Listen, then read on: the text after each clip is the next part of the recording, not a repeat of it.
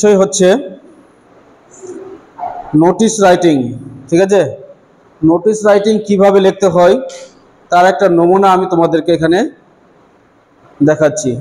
Notice writing লিখতে গেলে প্রথম যে বিষয়টা এখানে লিখতে হবে, এখানে প্রথমে নোটিশ, এই কথাটা নোটিশ কথাটা উপরে লিখতে হবে, তারপরে নিচের দিকে থাকবে সাবজেক্ট।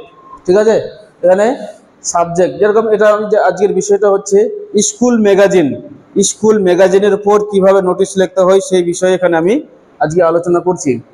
তো বিষয়টা হচ্ছে নোটিশ ফর স্কুল ম্যাগাজিন। এইদিকে তোমাদের নোটিশের ডান দিকে, ঠিক ডান দিকে এখানে ডেট দিবে, আর এখানে তোমরা নোটিশ নাম্বারটা এখানে লিখবে। ঠিক আছে, শুরু করতে হবে এভাবে, এটা বিভিন্ন রকমের লেখা যায়।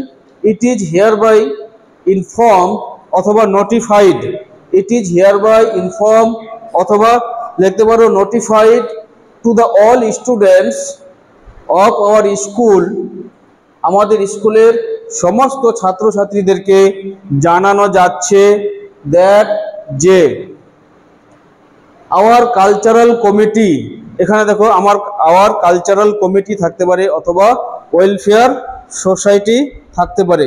এখানে প্রশ্নটাতে যে নামটা দেওয়া থাকবে সেই নামটা এখানে তোমরা ব্যবহার করবে। ঠিক আছে, ওয়েলফেয়ার সোসাইটি হোক বা কালচারাল কমিটি হোক। তাহলে আওয়ার কালচারাল কমিটি বা the welfare society has decided সিদ্ধান্ত নিয়েছে টু পাবলিশ প্রকাশ করার স্কুল ম্যাগাজিন ভেরি সুন, খুব শীঘ্রই স্কুল ম্যাগাজিন প্রকাশ করার সিদ্ধান্ত নিয়েছে। এতে কি করতে হবে, দ্য স্টুডেন্টস উইলিং, ইচ্ছুক ছাত্রছাত্রীদেরকে আর রিকোয়েস্টেড, অনুরোধ করা হচ্ছে to submit their own writings, তাদের নিজস্ব লেখা জমা করতে, লাইক যেমন পোয়েম, প্রোজ, শর্ট স্টোরি, এসে, ট্রাভেলগ ইটসেট্রা ইত্যাদি। এই বিষয়গুলোর উপর যে কোনো একটা রাইটিং লিখতে হবে, আর জমা করতে হবে এটা অন অর বিফোর 20 জুন। এখানে যে তোমরা এই যে নিজেদের ইচ্ছা মতো এখানে তোমরা ডেটটা দিতে পারো। ঠিক আছে, সেই দেখবে যে কোন সময় নোটিশটা লিখছো সেই অনুপাতে তোমরা এখানে ডেটটা বসাবে। তো on or before 20 June 2014 in the office, এখানে ইন দ্য অফিস করতে পারো অথবা টু দ্য আন্ডারসাইন, এই যে আন্ডারসাইন যে সিগনেচার করেছে এখানে তার কাছেও জমা করতে পারো। যদি এর কাছে জমা করো তাহলে লিখতে হবে টু দ্য আন্ডারসাইন, আর যদি বলো অফিসে জমা করা যায় তাহলে ইন দ্য অফিস। ঠিক আছে, তাহলে 20 তারিখ অথবা 20 তারিখের আগে এই রাইটিংগুলো এখানে অফিসে জমা করতে বলা হচ্ছে। ঠিক আছে, এবার the writing should be neat and clean, লেখাগুলো পরিষ্কার পরিচ্ছন্ন হতে হবে, অ্যান্ড শুড বি রিটেন, আর লিখতে হবে on one side of a foolscap paper, একটা পাতার একটা সাইডে লিখতে হবে, আর একটা সাইড কিন্তু এখানে ফাঁকা থাকবে। ওয়ান সাইড মানে একটা দিক, তাই না, পাতার একটা সাইডেই লিখতে হবে।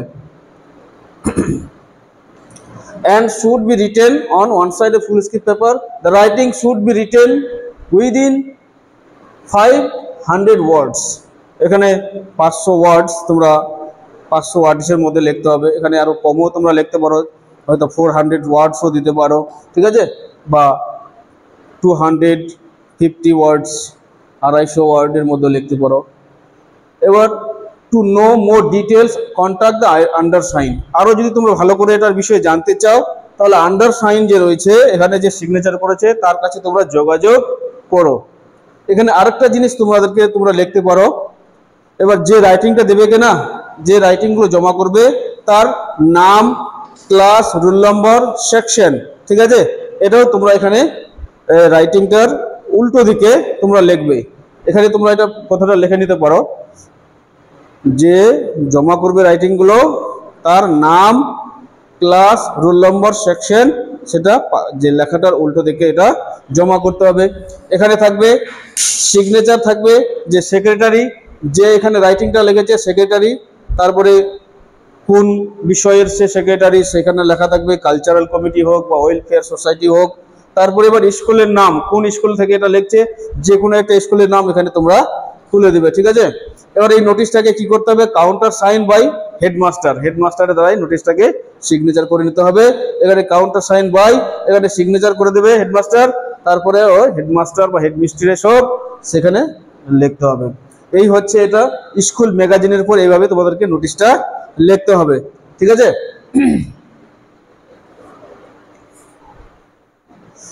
আশা করছি তোমরা বিষয়টা বুঝতে পেরেছো, সবাই বুঝতে পেরেছো, তোমরা বুঝতে পেরেছো, ঠিক আছে।